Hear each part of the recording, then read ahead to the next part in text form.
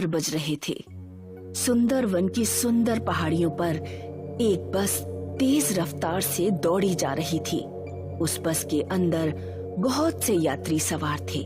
तभी अचानक bus driver ने बस को रोककर साइड में खड़ा कर दिया और यात्रियों से बोला, अरे बस अब 2 घंटे बाद आगे बढ़ेगी। ड्राइवर की बात सुनकर रितेश नाम का एक यात्री झुंझला कर बोला, ये क्या कह रहे हो ड्राइवर? 5 मिनट में हम सब सुंदरवन पहुंच जाएंगे।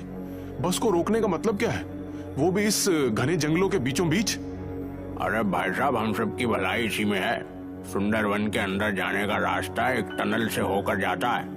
अरे ये क्या कह रहे हो तुम? पहाड़ी इलाकों में तो अक्सर टनल होती ही है ना। भला उस टनल से तुम्हारा बस रोकने का क्या मतलब है?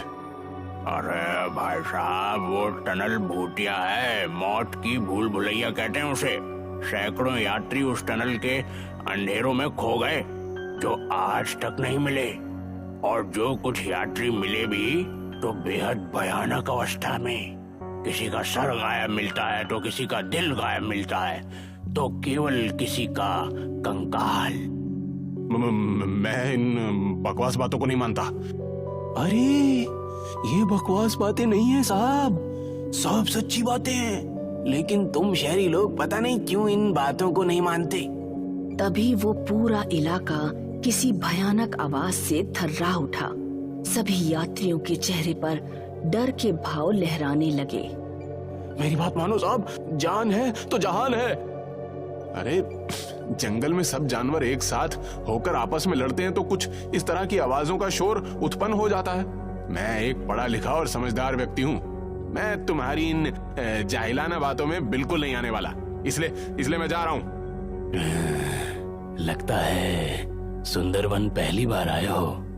मैं सुंदरवन गांव का ही रहने वाला हूँ बेटा। कंडक्टर और ड्राइवर की बात सही है, इन बातों पर विश्वास करो। देखो, सारे यात्री इन दोनों की बात से सहमत हैं। सारे यात्री गलत नहीं हो सकते बेटा।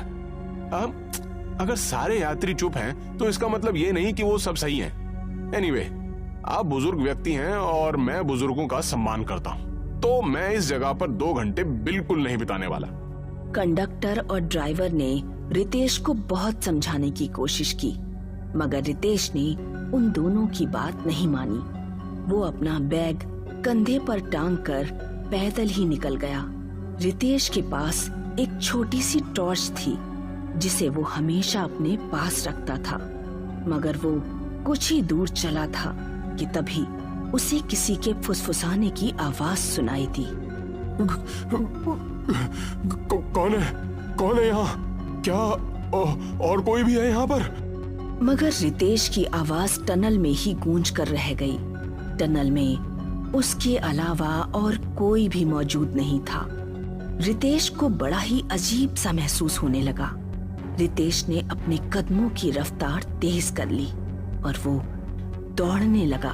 कुछ दूर दौड़ने के बाद उसे एक हल्की सी रोशनी नजर आई। रितेश समझ गया कि टनल का रास्ता खत्म होने वाला है। तभी एक भारी आवाज रितेश के कान में टकराई।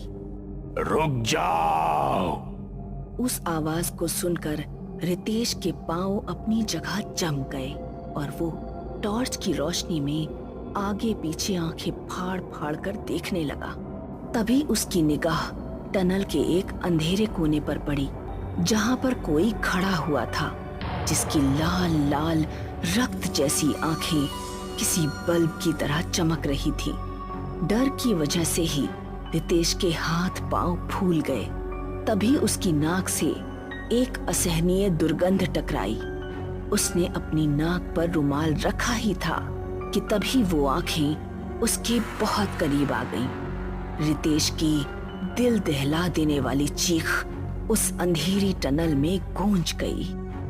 इस घटना के 1 महीने बाद दिल्ली। रागिनी अपने दोस्त राहुल और दिशा के साथ बैठी हुई थी। रागिनी का उदास चेहरा देखकर दिशा रागिनी से बोली, कब तक ऐसी उदास रहोगी रागिनी? रितेश की मौत का हम सबको बहुत दुख है। हाँ, दिशा सही कह रही है रागिनी, तुम्हें इस तरह से उदास नहीं होना चाहिए। ये सब मेरी ही गलती है। मुझे सुंदरवन के जंगलों के फोटो खींचकर लाने थे, मगर मैंने उसे अपने बदले भेज दिया। अगर मैं उसे सुंदरवन जाने के लिए नहीं बोलती तो आज वो जिंदा होता। लेकिन मेरी एक बात समझ में नहीं आई, आखिर रितेश की लाश सुंदरवन के पास जंगल के कुएं के अंदर कैसे मिली? यही सोच सोचकर मैं पागल हुई जा रही हूँ दिशा। पुलिस के मुताबिक रितेश सुंदरवन से 5 किलोमीटर दूर पहले उतर गया था और सारे यात्रियों ने उसे सुंदरवन की ओर जाते देखा भी था। समझ में नहीं आता फिर उसकी लाश सुंदरवन से 20 किलोमीटर पीछे उस जंगल के कुएं में कैसे मिली। मैंने सुना है कि सुंदरवन जाने का रास्ता जिस टनल से होते हुए जाता है वो टनल भूतिया है। कहते हैं वहां पर अक्सर यात्री गायब हो जाते हैं। पुलिस के मुताबिक कंडक्टर और ड्राइवर ने रितेश को चेतावनी भी दी थी, मगर रितेश ने उनकी बात नहीं मानी। What nonsense, Rahul.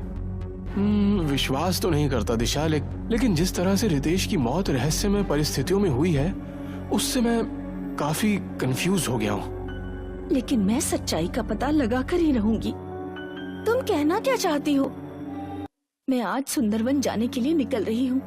मैं भी देखती हूँ कि आखिर वो कौन सी ऐसी भूतिया टनल है जहाँ आदमी जाता तो जिंदा है, मगर उसकी लाश उसके 20 किलोमीटर दूर पीछे कुएं में मिलती है। तुम अकेले नहीं जाओगे दिशा, हम दोनों दोस्त भी तुम्हारे साथ जाएंगे। राहुल सही कह रहा है रागिनी, हम भी तुम्हारे साथ चलेंगे। दिशा और रागिनी राहुल की कार में बैठ गई और राहुल ने अपनी कार सुंदरवन की ओर दौड़ा दी। वो तीनों अपनी कार से बाहर निकल आए। उन तीनों के हाथ में बड़ी बड़ी टॉर्च थी। तभी उन तीनों के कानों में उस टनल के अंदर किसी की चीख टकराई। चीख सुनकर रागिनी बुरी तरह से चौंक गई।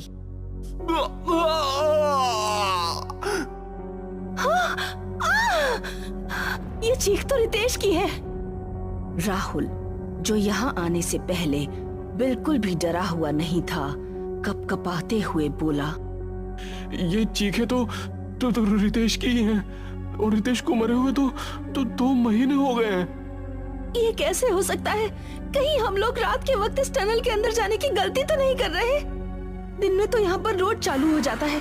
रितेश की मौत की सच्चाई का पता लगाने के लिए हमें रात में ही इस टनल के अंदर घुसना होगा। ठीक है, जो भी होगा देखा जाएगा। चलो चलते हैं। राहुल, दिशा और रागिनी अपनी कार के अंदर दोबारा बैठ गए। राहुल ने तेज स्पीड में कार दौड़ा दी, मगर उसकी कार टनल के अंदर कुछ ही दूर चली थी कि अचानक कार की हेडलाइट्स बंद हो गई और चारों ओर अंधेरा छा गया। गाड़ी रोको राहुल। राहुल ने तुरंत पैर से ब्रेक दबा दिए। अरे यार, अब ये कार को क्या हो गया? ये तो स्टार्ट ही नहीं हो रही। तभी उन तीनों को बहुत दूर से एक हल्की सी रोशनी आती हुई दिखाई दी। अचानक तीनों के कानों में रितेश की आवाज टकराई। रुक जाओ। उन तीनों ने जैसे ही सामने की ओर देखा तो सामने का दृश्य देखकर उनके डर से रोंगटे खड़े हो गए। कुछ ही देर बाद उन सब के शरीर उस अंधेरे में तीनों को नजर आने लगे। वो सब बहुत भयानक दिखने वाले मुर्दे थे जो राहुल, दिशा और रागिनी को खाने वाली नजरों से देख रहे थे। उन भयानक चेहरों में राहुल भी एक भयानक मुस्कान लिए हुए उन तीनों की ओर देख रहा था। भागो यहाँ से। राहुल के इतना बोलते ही दिशा और रागिनी राहुल के साथ भागने लगी।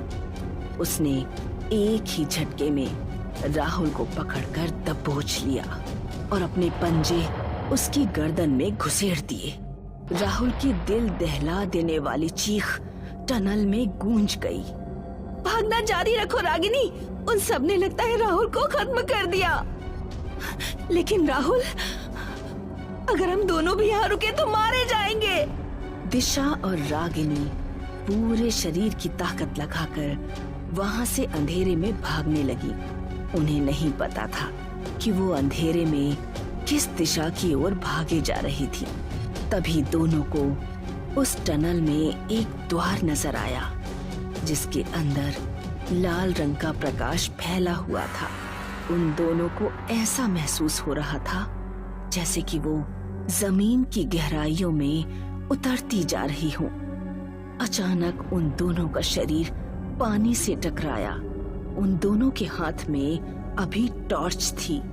टॉर्च की रोशनी में जब उन दोनों ने आसपास देखा तो उन दोनों ने पाया कि वो एक प्राचीन बड़े से कुएं के अंदर थी। ये हम कहाँ आ गए? ये तो बहुत पुराना प्राचीन कुआं लगता है रागिनी। रितेश की लाश शायद इसी कुएं से बरामद हुई थी। दिशा ने इतना बोला ही था कि तभी राहुल की लाश उन दोनों के ऊपर से कुएं में आकर गिर गई। कोई है क्या? हमें यहाँ से बाहर निकालो, प्लीज हमें यहाँ से कोई बाहर निकालो। तभी उन दोनों के कानों में कुएं के ऊपर से एक भारी आवाज टकराई। घबराओ मत, मैं रस्सी फेंक रहा हूँ, तुम दोनों इसे पकड़कर ऊपर आ जाओ, लेकिन जल्दी करना। कुछ ही क्षणों में एक मोटी रस्सी उन दोनों के सामने लटक रही थी। दिशा और रागिनी उस रस्सी को पकड़कर कुएं से बाहर निकल आई और लंबी लंबी सांसें लेने लगी। उन दोनों के सामने एक बूढ़ा दिखने वाला व्यक्ति अजीब से अंदाज में उन्हें देख रहा था। तुम दोनों इस कुएं के अंदर कैसे आई? इस जंगल में तो कोई नहीं आता और यहाँ का कुआं शापित है। यहाँ अक्सर मुसाफिरों के कटे फटे शव मिलते हैं। रागिनी एक ही सांस में सारी घटना उस बूढ़े व्यक्ति को बताने लगी। समझ गया, तुम्हारा दोस्त उस भूतिया रहस्यमय टनल का शिकार हुआ था कि उस टनल के अंदर अर्ध पुरुष का राज है। अर्ध पुरुष? क्या कहना चाहते हैं आप? आज से करीब 200 वर्ष पूर्व ये खंडहर वीरान नहीं थे, बल्कि यहाँ पर एक गांव बसा हुआ था जिसे आज के लोग पुराने सुंदरवन के नाम से जानते हैं। उस समय सुंदरवन के गांव के वासी इसी गांव के कुएं में पानी पिया करते थे।